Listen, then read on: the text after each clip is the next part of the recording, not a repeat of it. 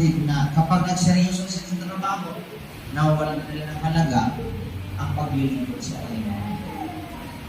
Mayroon ng negosyo na wala ng halaga ang paglilingkod sa Panginoon. Mayroon naman po mga kapatid na naglilingkod sa Panginoon na napapabayaan din nila yung mga problema nila sa labas. Yung mga dapat nila kasi kasoy o trabaho nila gagawin.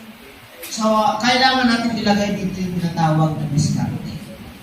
As we serve God, kailangan samahan natin na diskarte. Life is short. Ito yung mga pangangaral na matagal na natin naririnig, na minsan binabaliwala lang natin kasi akala natin hindi totoo. Pero ito po ang reality.